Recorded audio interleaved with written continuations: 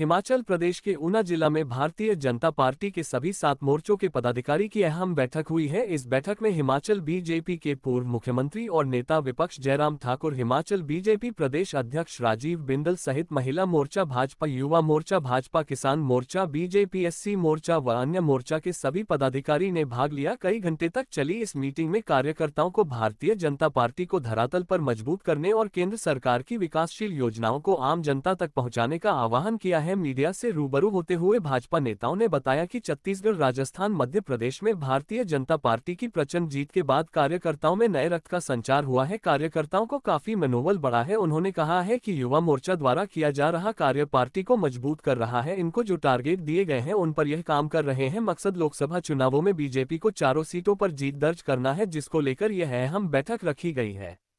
वहीं नेता विपक्ष जयराम ठाकुर ने सुक्खू सरकार द्वारा शुरू किया जा रहे सरकार आपके द्वार कार्यक्रम को पहले से जारी कार्यक्रम बताया। उन्होंने कहा कि भाजपा सरकार द्वारा जनमंच कार्यक्रम शुरू किया गया था, जिससे जनता को उनके द्वारा पर ही उनकी समस्याओं का समाधान किया जाता था, लेकिन सरकार ने आते ही वह कार्यक्रम बंद कर दिया और अब सरकार आपके द्वारा नया कार्यक्रम शुरू किया गया है। उन्होंने कहा है कि ये देखना होगा आने वाले समय में ये कार्यक्रम कितना सफल होता है। देखिए, लोकसभा के चुनाव के हम बहुत करीब हैं। स्वाभाविक रूप से अपने पार्टी के संगठन को व्यवस्थित करना और चुनाव के लिए तैयारी की दृष्टि से उनको तैयार करना, उस दृष्टि से बैठक रखी है और सभी मोर्चों की बैठक रखी है।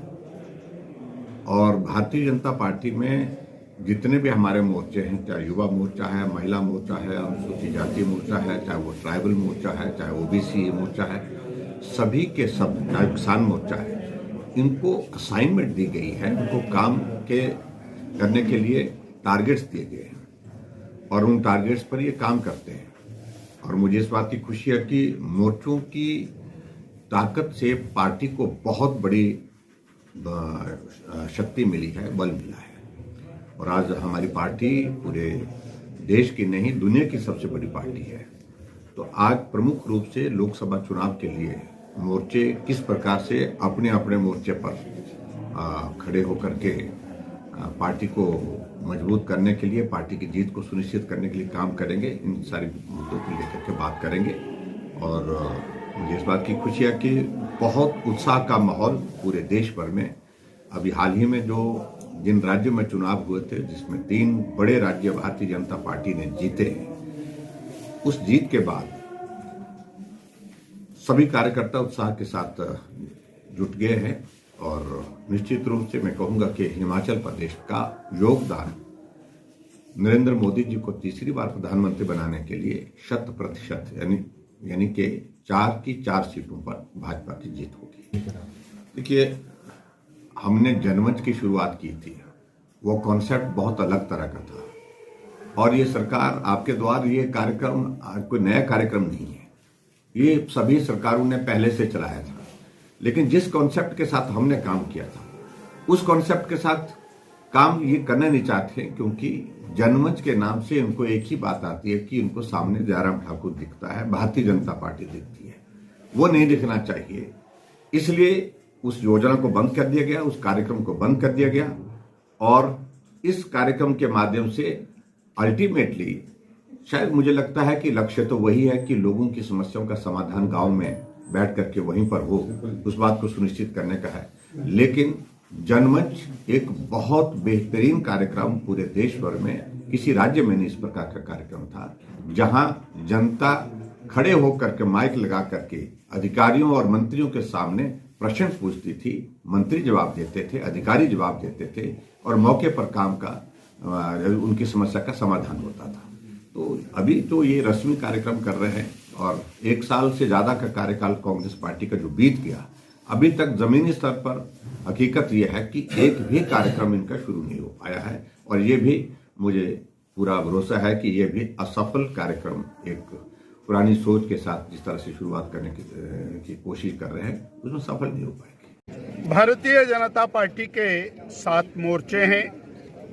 मोर्चे हमारे फ्रंटल ऑर्गेनाइजेशंस हैं और 7 मोर्चों के प्रदेश के पदाधिकारी, जिला के अध्यक्षों की एक संयुक्त बैठक आज ऊना में संपन्न होने जा रही है। 2024 के संसदीय चुनाव के दृष्टिगत ये महत्वपूर्ण बैठक है। सभी मोर्चे आगामी 4 महीने की अपनी कार्य योजना को लेकर के आए हैं और उस कार्य योजना को मूर्त रूप प्रदान किया जाएगा।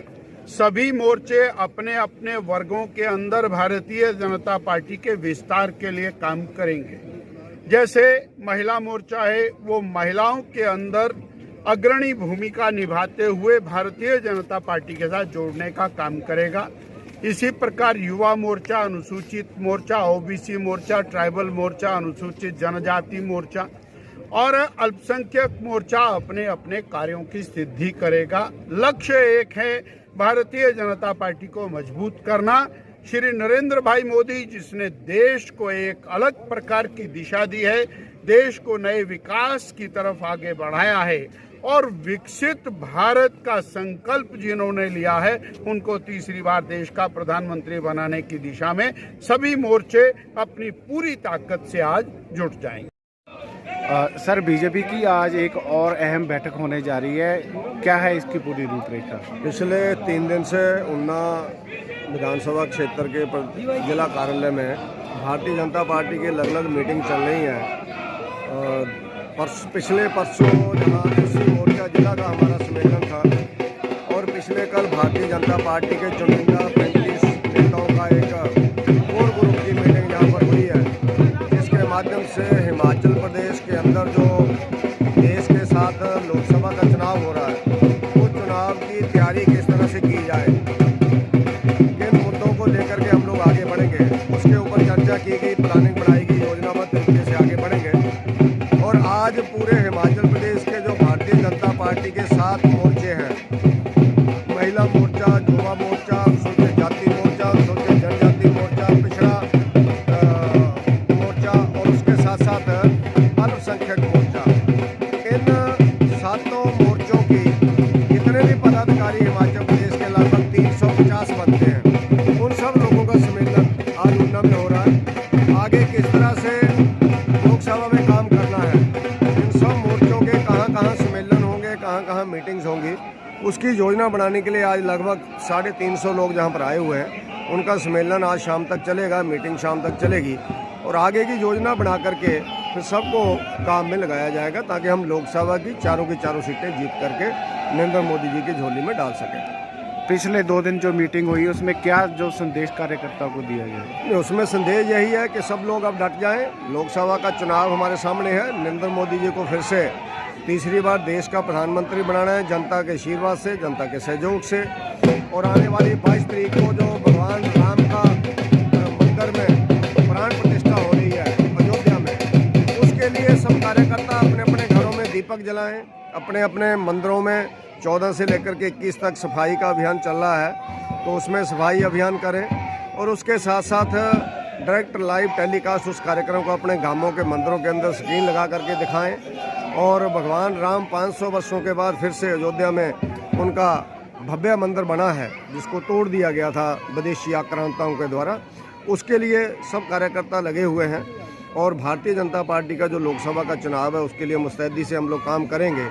और आने वाले टाइम में भारतीय जनता पार्टी 25 जनवरी को नव मतदाता सम्मेलन हर विधानसभा क्षेत्र के अंदर कर रही है, जिसमें नए मतदाता जो बने हैं उनके सम्मेलन होंगे, जिन्हें नरेंद्र मोदी जी लाइव दिल्ली से उसमें लाइव टेलीकास्ट होगा, मोदी जी संबोधन देंगे। और 26 तारीख ऐसे आगे आने वाले टाइम में अलग अलग तरीकों में अलग अलग कार्यक्रम तय किए गए हैं, उसकी जानकारी आने वाले टाइम में मीडिया को प्रदेश के अध्यक्ष बिंदल जी उस समय बता देंगे।